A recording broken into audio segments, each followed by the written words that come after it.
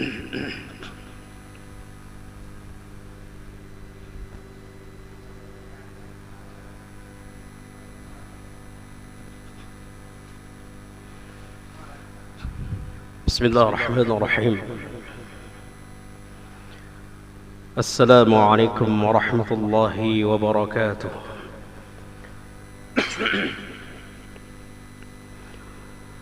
Innal hamdalillah nahmaduhu wa nasta'inuhu wa nastaghfiruh wa na'udzu billahi min shururi anfusina وسيئات أعمالنا من يهده الله فلا مضل له ومن يضلله فلا هادي له أشهد أن لا إله إلا الله وحده لا شريك له وأشهد أن محمدًا عبده ورسوله وحبيبه وخليله ولا نبي ولا رسول بعده يا أيها الذين آمنوا اتقوا الله حق تقاته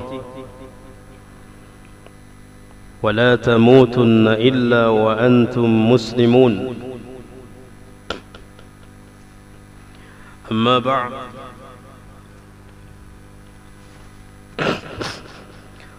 فإن أصدق الحديث كتاب الله وخير الهدي هدي محمد صلى الله عليه وسلم وشر الأمور محدثاتها وكل محدثة بدعة وكل بدعة ضلالة وكل ضلالة في النار.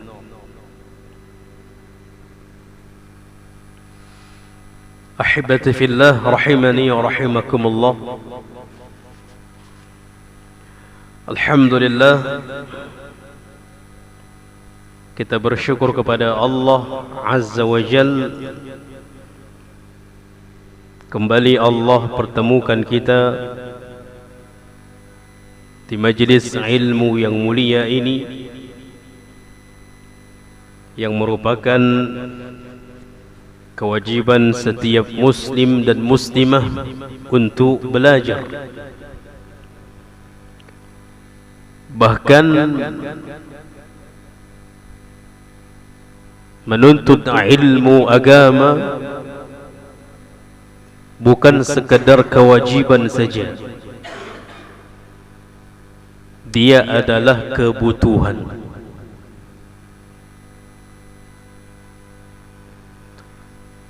Bahkan yang mengatakannya yang sudah merasakannya, yaitu Al-Imam Ahmad bin Muhammad bin Hanbal rahimahullahu ta'ala. Kita kenal beliau sampai tua pun masih belajar. Terkenal ucapan beliau ketika ditanya, sampai kapan ya imam anda akan terus belajar? Apa ucapannya? Minal mahdi ilal lahdi, sampai mati, sampai jasad ini dimasukkan kemana? Ke lahad.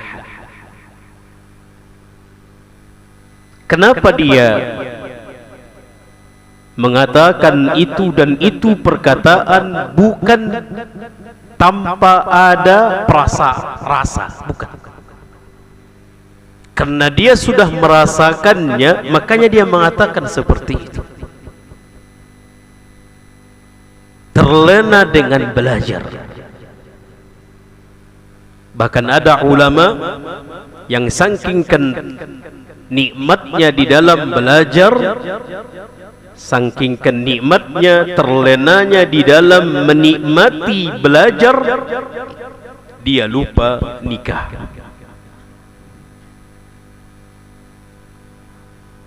sehingga sampai umur sekian baru dia nikah. Bahkan ada ulama kita yang sampai meninggal tidak menikah karena nikmatnya di dalam belajar. Jadi kalau hanya sekedar wajib saja, terkadang ada orang wajib. Kita ingin lebih adalah kebutuhan. Menuntut ilmu itu adalah merupakan kebutuhan. Al-Imam Ahmad bin Hanbal mengatakan, "An-nasu ila al-ilmi ahwaj minhum ila at-ta'ami wasyarab." Manusia membutuhkan ilmu lebih butuh daripada makanan dan minuman. Lebih butuh dari makanan dan minuman.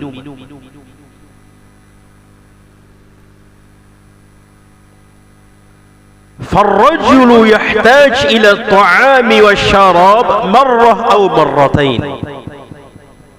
Karena kalau seseorang di dalam membutuhkan makan dan minum, dalam sehari berapa kali kita cuma makan? Bisa sekali, bisa dua kali. Apalagi orangnya yang suka puasa, separuh umurnya dihabiskan hari-harinya dengan puasa. Hanya berapa kali dia makan? Apalagi orang yang model-model tak kuat makan, hanya sahur dan berbuka. Sahur pun, makan sahur itu pun cuman, kalau bahasa kita apa ya? Satu centong, satu sendok itu ya, udah cukup. Begitu berbuka begitu juga.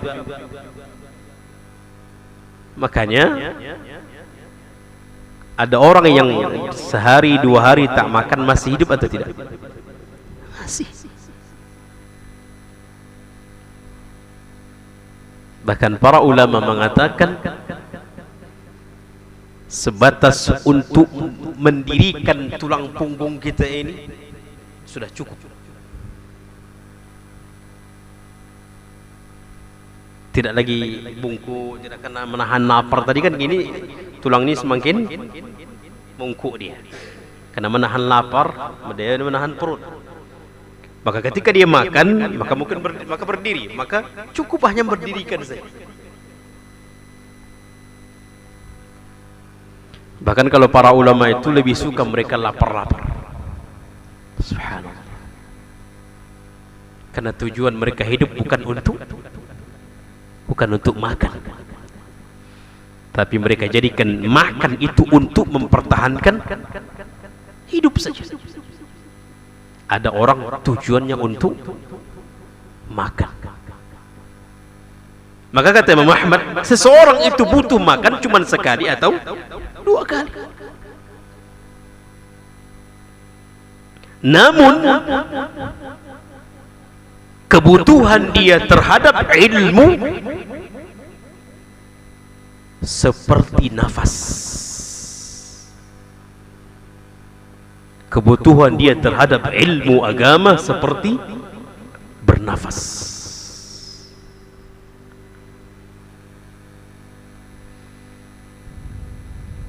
Terlebih ahibati fillah, dikatakan oleh para ulama, al-ilmu syar'i huwal mizan.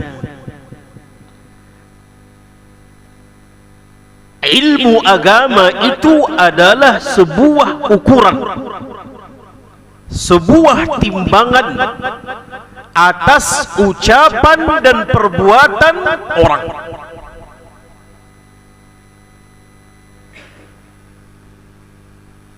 Dari mana kita tahu orang itu berilmu atau tidak, kecuali kita sudah punya Ilmu. Tidak akan mungkin kita bisa mengatakan si fulan berilmu sedangkan kita tidak punya ilmu. Makanya pernyataan alim yang mengatakan si fulan alim adalah alim, bukan orang awam. Ustadz fulan masya Allah berilmu, tapi dia orang awam, nggak dianggap. Orang yang berilmu mengatakan si fulan berilmu baru. Kenapa? Karena dia bisa menimbang, bisa mizan, menimbangnya.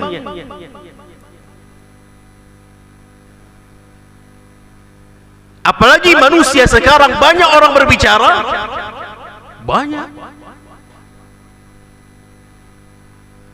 banyak manusia berbicara. Terlebih di zaman kita saat ini, zaman terjadi konflik 3 negara ini, Iran, Yahudi, Amerika. Banyak tidak orang berbicara tentang ini. Terlebih di media sosial, baik itu offline maupun online. Kalau kita mendengar di mana kita duduk berbicara tentang konflik ini, perperangan ini. Tidakkah kita sadar setiap yang kita bicarakan tanpa berdasarkan ilmu akan dihisab, akan dipinta pertanggungjawaban.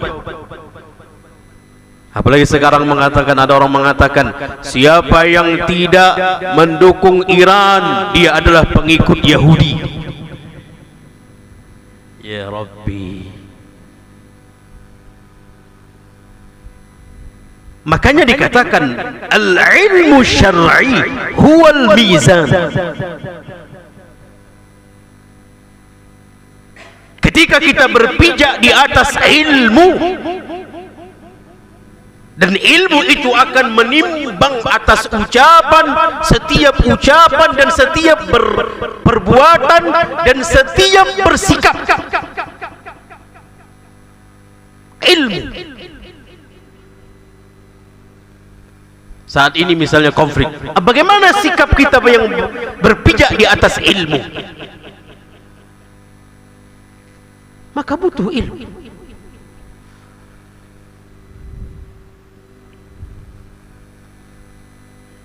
Itu masih permasalahan duniawi.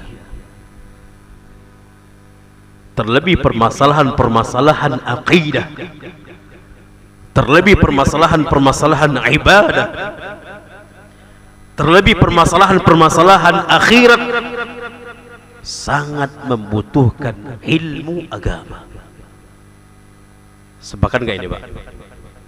Sepakat? Nah, makanya ahibati fillah, luangkan waktu kita dalam belajar. Kasih waktu kita untuk belajar. Ahibati fillah rahimani wa rahimakumullah. Kita berharap kepada Allah, berdoa kepada Allah, dan kita benar-benar berdoa kepada Allah dari hati yang tulus, hati kita yang tulus, agar Allah memberikan kita ilmu yang bermanfaat, ilmu yang membawa kita ke dalam syurga, ilmu yang menyelamatkan kita dari neraka, ilmu yang mendatangkan kebahagiaan di dalam dada, bukan malah mendatangkan kegundahan, kegalauan di dalam dada kita. Ahibati fillah rahimani wa rahimakumullah. Kita kembali kepada pokok pembahasan kita atau kepada pembahasan kita, kajian kitab kita. Pekan ini kita belajar tentang kitab tafsir. Sudah sampai mana kita, Pak? Hah? Surah Wad-Duha. Anda pikir sudah lupa karena sudah libur ya. Baik.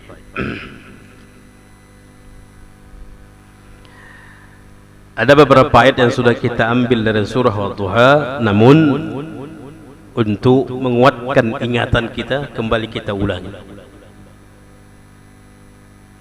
Karena Al-Imam Bukhari, levelnya Imam Bukhari mengatakan, ma sabatal ilm illa bitikrar. Tidak akan kuat di dalam ingatan kita sebuah ilmu kecuali dengan banyak mengulang. Padahal itu Imam Bukhari, Pak. Sekali dengar langsung hafal, namun masih mengulang. Kita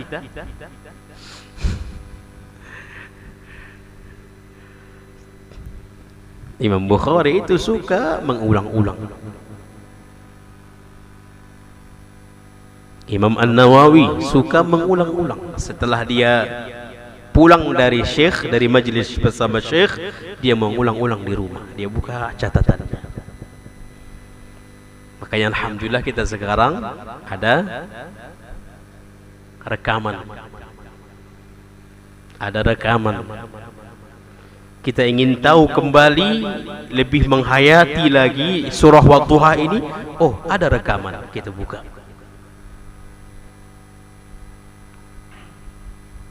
Kemudian kita ingin lagi mencari ilmu dari pemateri yang lain, cari di YouTube. Tafsir surah Wad-Duha. Tapi lihat, harus yang benar-benar ustaz yang mengambil dari Al-Quran dan hadis. Karena setiap ustaz di dalam memberikan penjelasan terhadap tafsir itu berbeda-beda. Sebagaimana juga kitab-kitab atau kitab-kitab tafsir juga berbeda-beda. Baik. Allah Subhanahu wa taala mengatakan Wad-Duha. Kita katakan pada pertemuan yang lalu, huruf waw di sini huruf apa? Qasam. Huruf waw di sini adalah huruf qasam. Apa arti qasam? Sumpah.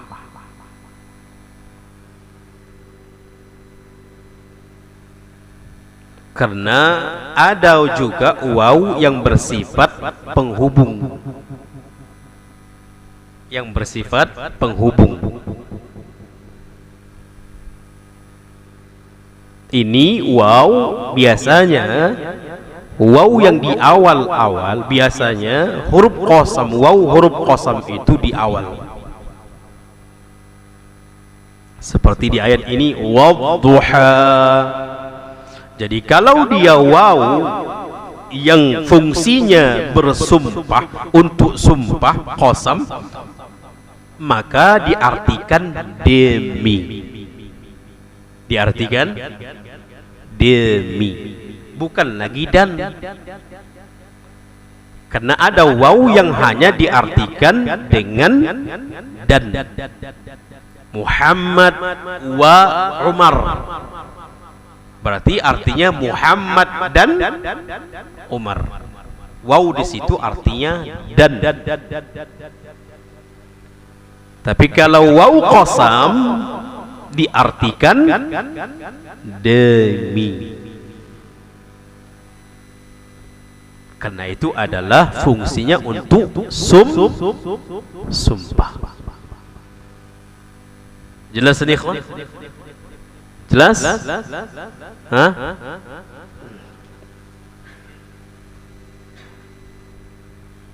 Atau belum, masih ada diingatan kita kue hari raya itu ya? Baik. Jadi waw adalah demi. Ad-duha. Duha artinya waktu duha. Ada sebagian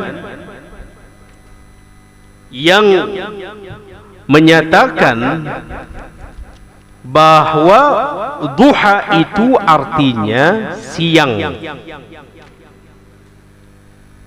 Duha itu artinya siang.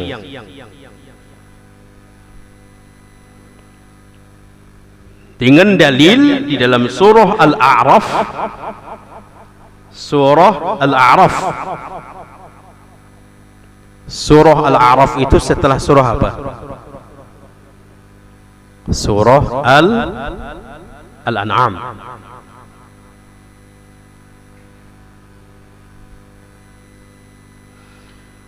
Surah Al-A'raf ayat 97 sampai 98 Allah mengatakan, afa amina ahlul qura ay ya'tiyahum ba'suna bayatan wa hum naimun.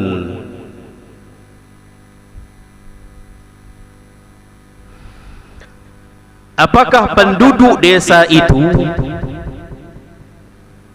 penduduk negeri itu merasa aman dari siksaan kami ketika di malam hari yang mereka sedang tidur?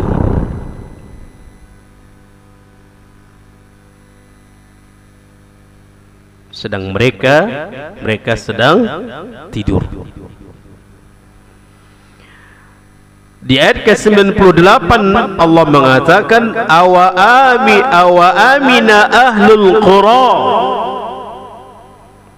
ay ya'tiyahum ba'suna duha. Di sini ada kalimat duha. Wa hum yal'abun. Atau apakah mereka juga merasa aman, penduduk negeri tersebut, atas siksaan atau bencana yang akan turun kepada mereka sedangkan mereka bermain di waktu duha, di waktu siang?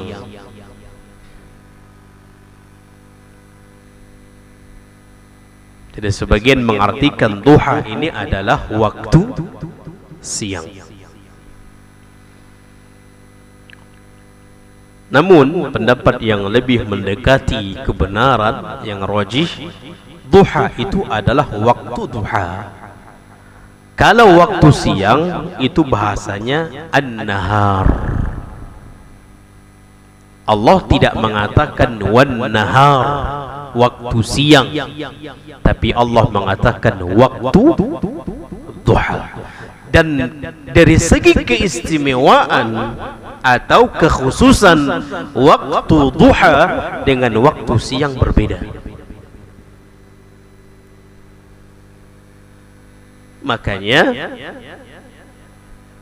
sebuah kaidah yang sama-sama kita ketahui, yang sangat sering kita dengar, ketika Allah bersumpah atas nama makhluk, pasti makhluk itu memiliki keistimewaan,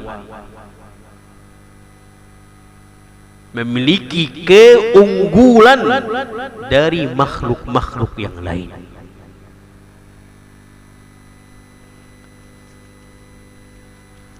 Apa keistimewaan waktu duha?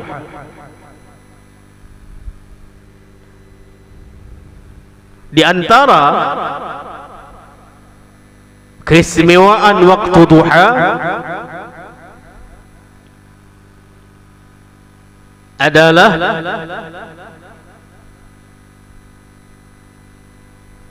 sinar matahari di waktu duha memberikan manfaat kesehatan kepada manusia, dan ini dari segi kedokteran juga menyetujuinya.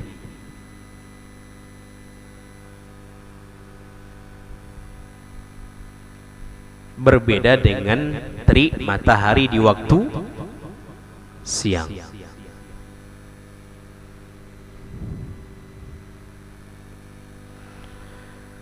Kemudian waktu duha disyariatkannya kita salat duha.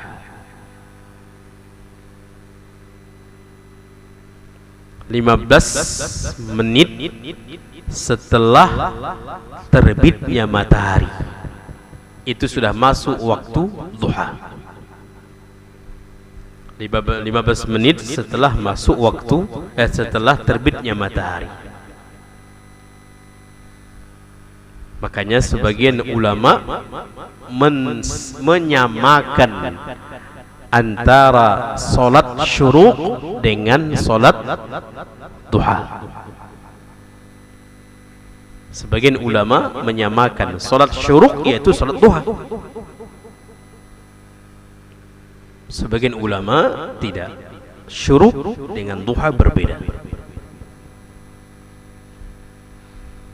Dengan masuknya salat syuruk itu sudah masuk waktu duha.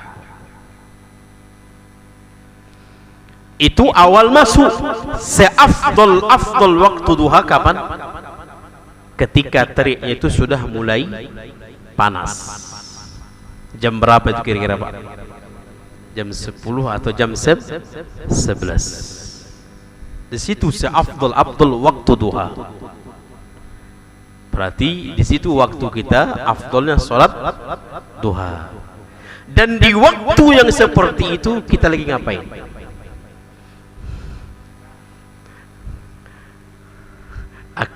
Lagi aktivitasnya itu. Ya, Pak.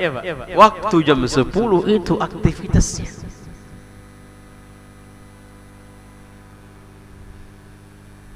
Padahal kita sering mendengar hadis Nabi SAW, cukup dengan 2 rakaat salat duha memberikan hak kepada sendi-sendi yang berapa jumlahnya? 300-an. Dan sendi itu memiliki hak yang harus diberikan sedekah zakat. Cukup dengan salat 2 rakaat duha. Bahkan lebih dahsyat lagi, kata Nabi SAW, la yuhafizu ala salat duha illa awwab. Tidak ada orang yang menjaga salat duha kecuali orang yang benar-benar suka bertaubat. Ya Rabbi, tidak ada orang yang benar-benar menjaga salat duhanya kecuali orang itu suka bertaubat, suka kembali kepada Allah.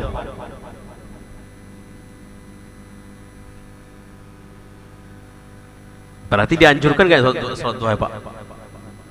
Dianjurkan.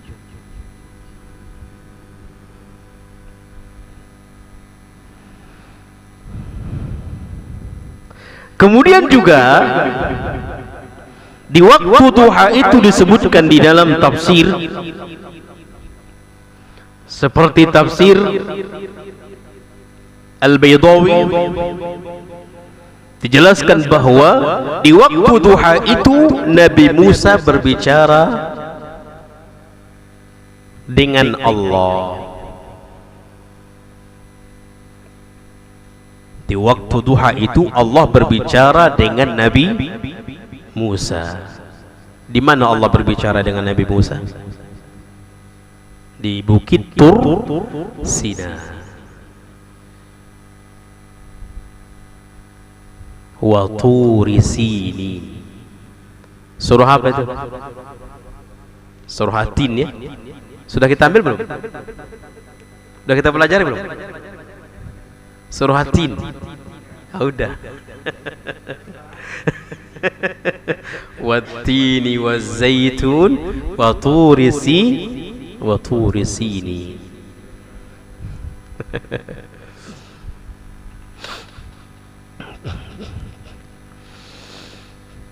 Kemudian juga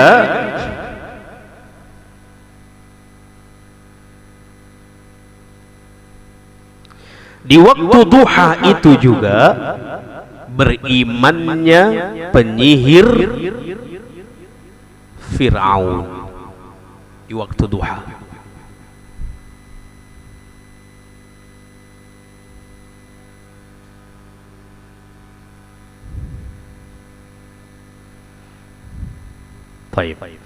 Jadi itu diantara keistimewaan waktu duha. Makanya Allah bersumpah atas nama waktu duha.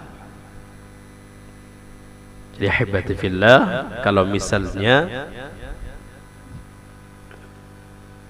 di waktu dari jam 8, jam 9, jam 10, dan jam 11, di situ ada waktu-waktu kita yang kosong, hendaknya kita gunakan minimal salat duha dua rakaat.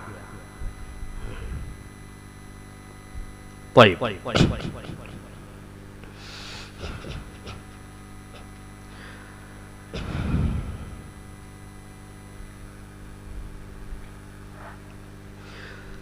Kemudian di ayat yang kedua Allah mengatakan, setelah Allah bersumpah atas nama waktu duha, kemudian Allah bersumpah wal laili idza saja. Wal laili itu juga waw di sini huruf qasam, huruf sumpah. Wal laili, apa arti lail? Malam. Al-lail artinya malam. Lailan, Laila, ibu Laila itu namanya ibu malam. Berarti lahirnya di malam hari ya. Ibu Laila. Kalau sekarang kita buat ibu Laila.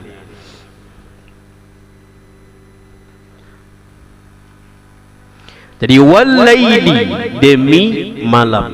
Idza saja, idza apabila. Demi malam apabila sunyi saja, sunyi sepi. Iya Pak, malam itu sunyi atau tidak? Dulu. Dulu. Karena sekarang subhanallah. Makanya dahulu orang-orang yang musafir kalau sudah masuk maghrib, mereka enggak melanjutkan perjalanan mereka karena malam. Ditambah lagi malam itu keluarnya binatang-binatang buas, dan orang-orang yang mengambil tumbal dengan keris-keris itu di malam, santet-santet, sihir-sihir itu di malam hari.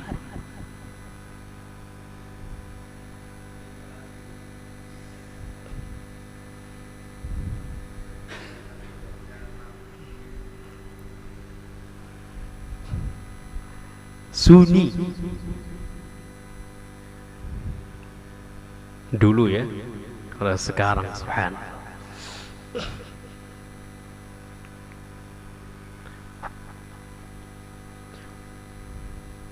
Makanya kita berlindung kepada Allah dari malam yang gelap gulita, gelap yang sunyi. Kita berlindung kepada Allah dari itu. Kata para ulama, kenapa kita berlindung dari malam yang seperti ini? karena banyaknya makhluk-makhluk yang jahat.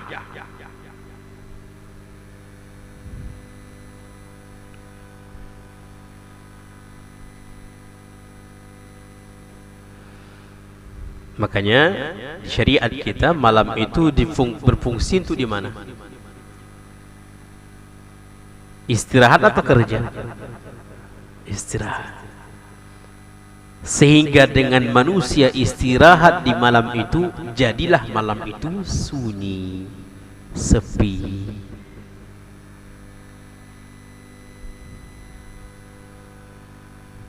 Kalau sekarang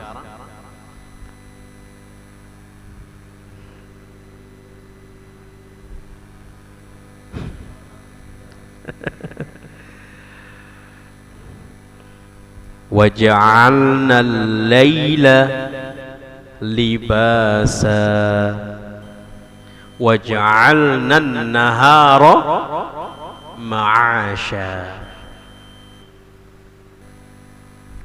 Dijadikan malam sebagai libasa, pakaian istirahat. وَجَعَلْنَا النَّهَارَ مَعَاشًا. Dan juga Allah mengatakan dalam surah Al-An'am, "Faliqul isbah wa ja'alal laila sakana." Allah menjadikan malam itu sakana. Apa arti sakana? Sakinah. Apa arti sakinah, Pak? Sakinah apa artinya?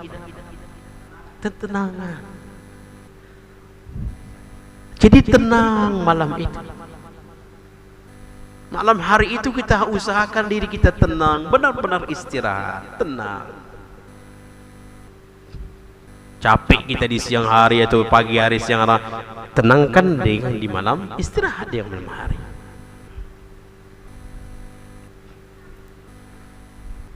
Udah Isya, Pak? Kita salat Isya dulu. Wassallallahu ala nabiyina Muhammadin wa ala alihi wa sahbihi ajma'in. Wassalamualaikum warahmatullahi wabarakatuh. Assalamualaikum warahmatullahi wabarakatuh. Alhamdulillahi rabbil alamin.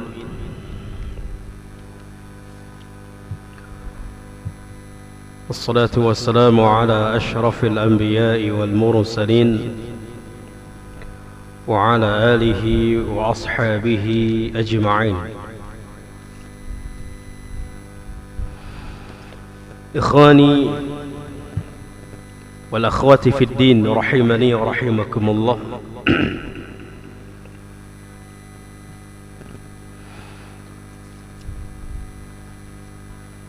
Kita lanjutkan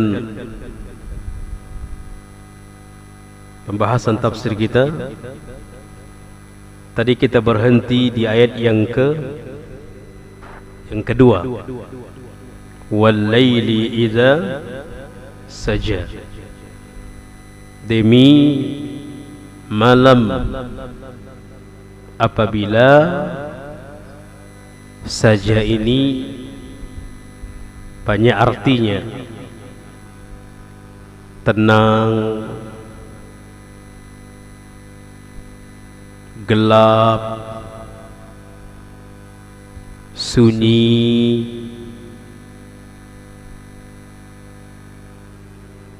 Namun kalau kita lihat dari artinya, sama semuanya, maknanya sama.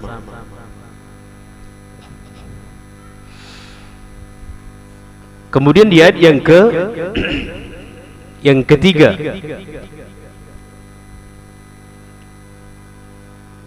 Allah Subhanahu wa ta'ala mengatakan, "Ma wadda'aka rabbuka wa ma qala."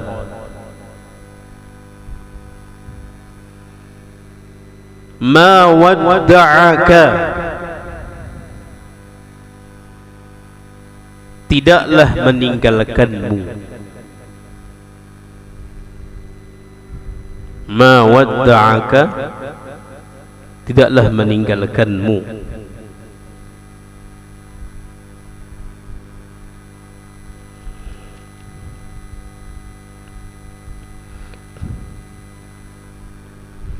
Ma di sini linnafi, menafikan, artinya tidak.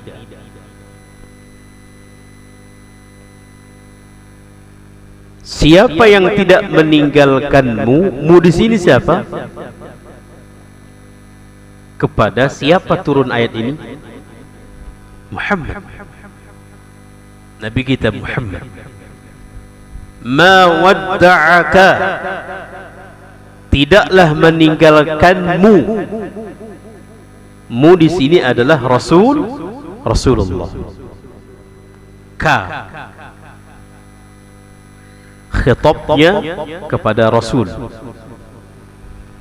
Siapa yang tidak meninggalkan Rasul? Rabbuka, ma wadda'aka Rabbuka, yaitu Tuhanmu, Rabbmu. Jadi arti yang lebih kita fahami, Rabbmu, Tuhanmu tidaklah meninggalkanmu. Wa ma qala, ma juga di sini adalah nafi, dan juga tidak. Qala abghaduka, qala di sini abghaduka, yaitu benci atau marah kepadamu. Jadi Allah tidaklah meninggalkanmu wahai Muhammad, dan tidaklah marah atau benci kepadamu.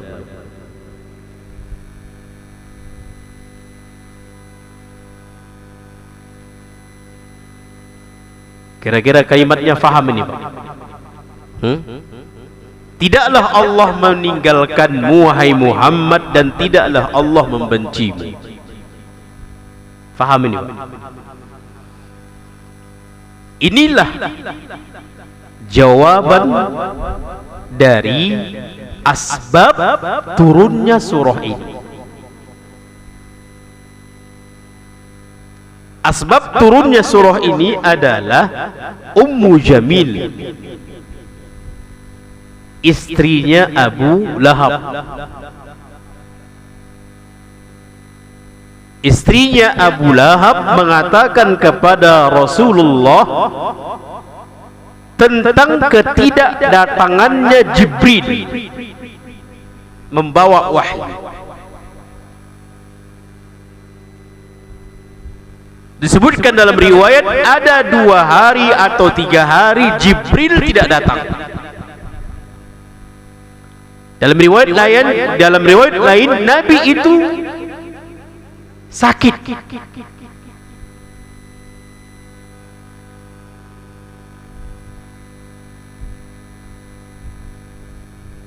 Karena kekhawatiran, kenapa Jibril tidak datang?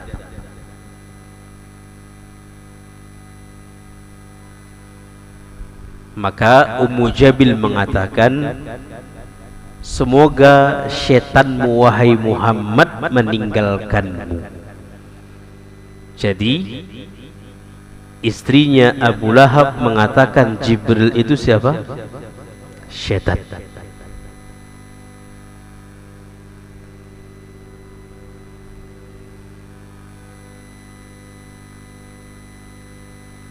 Semoga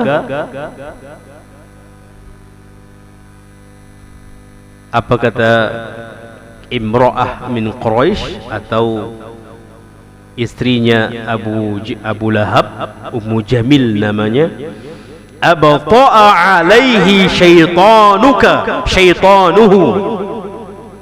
syaitannya si Muhammad itu telah meninggalkannya.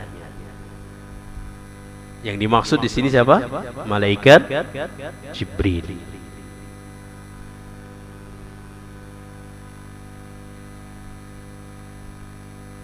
Maka di sini jawaban Allah, ma wadda'aka rabbuka wa ma qala. Nabi itu khawatir, kenapa Jibril tidak datang? Apakah Allah marah sama aku? Dalam riwayat lain ada beberapa sekali Jibril tidak mendatangi Nabi. Termasuk juga Jibril tidak datang kepada Nabi karena adanya anjing yang mati. Maka dari itu kata Nabi SAW, malaikat tidak datang kepada yang kalau rumahnya ada anjing. Malaikat tidak datang. Bahkan disebutkan dalam hadis lain, orang yang di rumahnya ada anjing akan setiap hari berkurang pahalanya. Dalam satu hari berapa? Hah? 1 qirat. Hilang pahalanya dalam satu hari itu 1 qirat. 1 qirat itu 1 gunung Uhud. Bayangkan 1 qirat itu setiap hari hilang pahalanya. Dalam satu hari itu pun belum tentu dapat 1 qirat. Apalagi masjid kita terkadang tidak seperti Masjid Nabawi Makkah yang setiap saat pasti ada sholat jenazah. Ya kan Pak? Setiap saat pasti ada sholat jenazah. Setiap selesai sholat. Berarti 1 kali 1 qirat. Setiap orang mendirikan sholat itu 1 qirat. 5 kali dapatnya 5 kan? Itu 1 hari, berbagi 2 hari.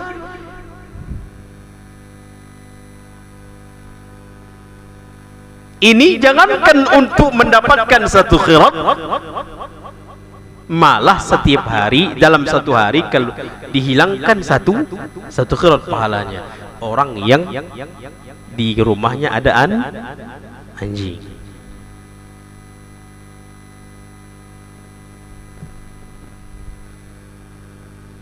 Terkadang umat Islam pun masih memelihara, subhanallah, umat Islam. Kalau di luar dari umat Islam mungkin, kecuali tujuan anjing itu untuk berburu atau menjaga, dan itu pun tinggalnya bukan di rumah. Kalau dia ingin menjaga ternak, ya tinggal di ternak. Ingin menjaga perkebunan, tinggal di perkebunan.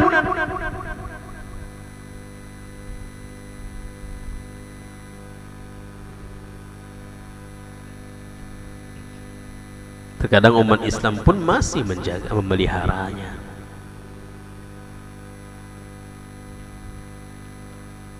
Di waktu ana mengambil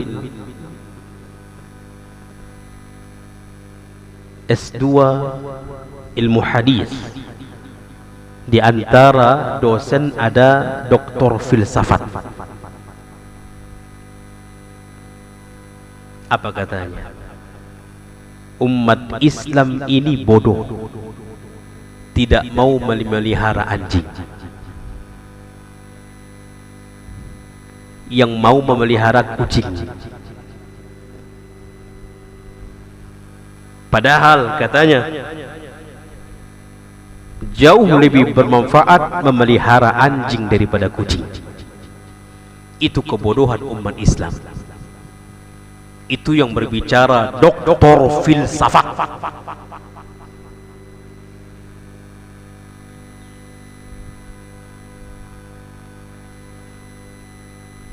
Geleng kepala gak kita kalau dengar seperti itu? Atau nundukkan kepala?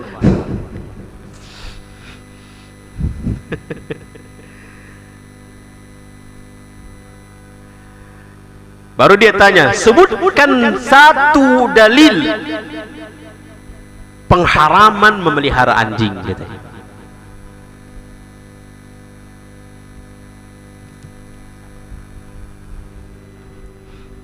Subhanallah. Makanya Allahumma musta'an.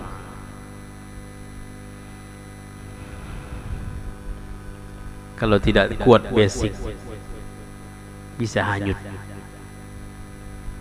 Padahal kita memilih prodi itu, jurusan itu, ingin memilih mana kerusakan yang lebih kecil, itu pun masuk juga.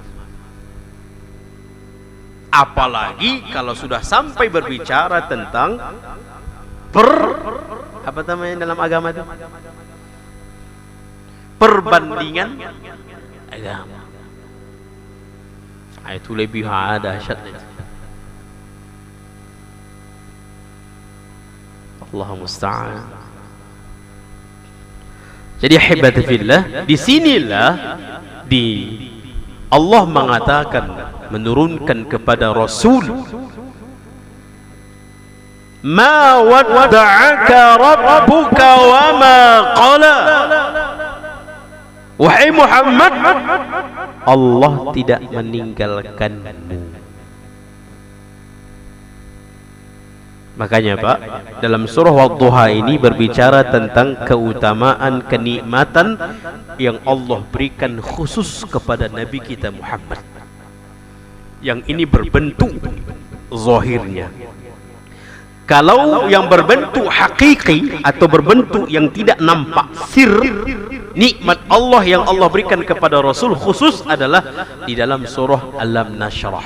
Sudah kita bahas ya? Sudah. Nikmat Allah yang bersifat sir, yang khusus Allah berikan kepada Rasul, itu secara sir, yang tidak nampak. Adapun yang secara zahir yang nampak, Allah berbicara dalam surah Wadduha ini. Di antaranya, ma wadda'aka rabbuka wa ma qala. Di sini benteng perlawanan, jawaban atas ucapan istrinya Abu Lahab. Allah tidak meninggalkanmu wahai Muhammad. Allah tidak marah kepadamu wahai Muhammad.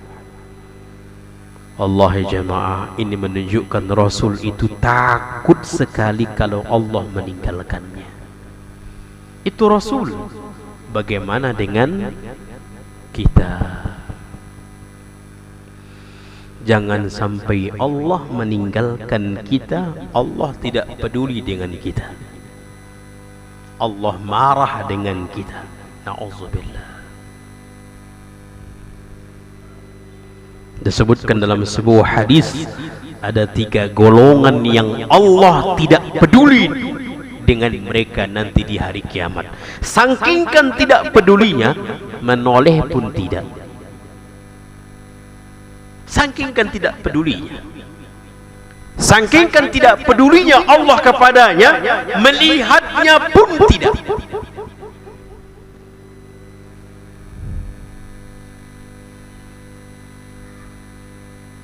Tiga golongan. Maka hendaknya jauh dari tiga golongan ini.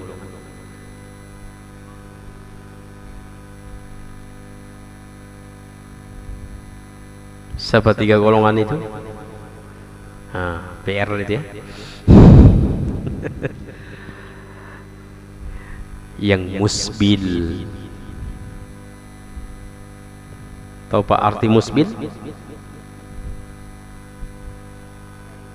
Yang mata kaki, yang pakai bercelana atau kain yang menutup mata kaki. Hati-hati, Allah tidak menoleh, Allah tidak melihat, dan tidak Allah sucikan dirinya. Saking Allah tidak peduli dengannya. Kemudian bersedekah tapi membongkar-bongkar sedekahnya, menyakiti hati orang yang menerima sedekahnya. Hati-hati, dibongkarnya sedekahnya itu.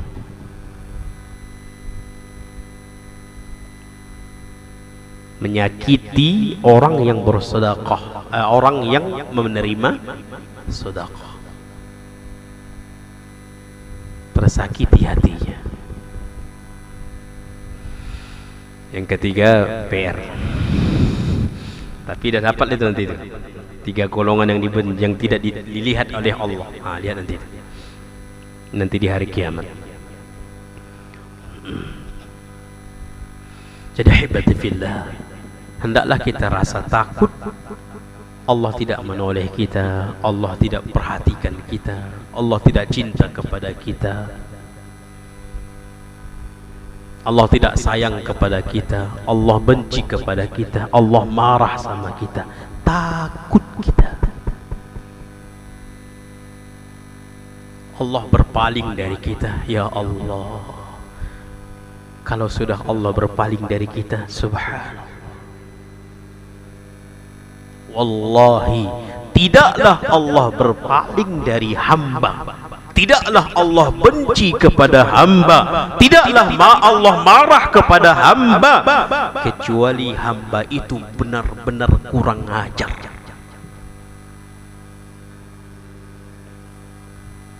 Allah maha penyayang, yang maha Allah penyayang, sangat penyayang.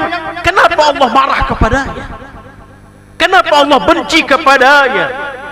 Kenapa Allah murka kepadanya? Tidak menolehnya, berpaling darinya. Itu karena saking luar biasanya hamba tersebut.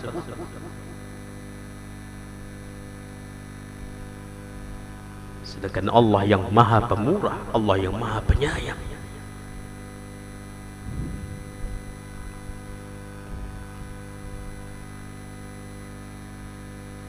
Maka jangan sampai Allah berpaling dari kita.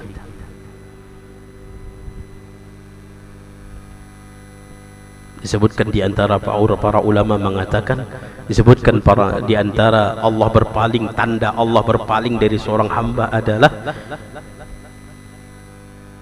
Allah sulitkan dia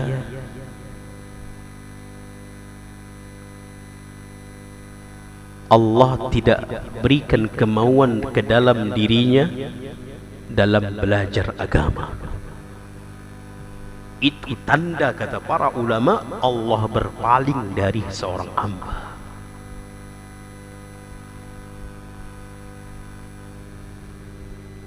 Gak ada keinginan untuk belajar agama, gak ada. Gak ada keinginan untuk duduk di majelis ilmu. Tidak ada kemauan, kerinduan duduk di majelis ilmu.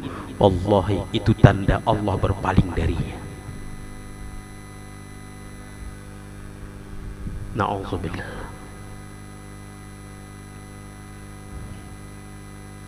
Baik. Nerasa kita cukup sampai sini.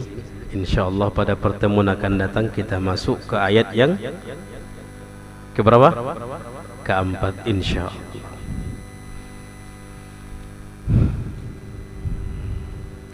Ini saja, semoga bermanfaat. Semoga Allah Subhanahu wa taala mengistiqamahkan kita untuk senantiasa mencintai, merindukan majelis ilmu, sehingga kita dipanggil oleh Allah Rabbul Izzati wal Jalalah kepada. Ini saja, kita tutup dengan doa kafaratul majlis. Subhanakallahumma bihamdika asyhadu an la ilaha illa anta astaghfiruka wa atubu ilaik. Akhiru da'wana alhamdulillahi rabbil alamin. Wassalamualaikum warahmatullahi wabarakatuh.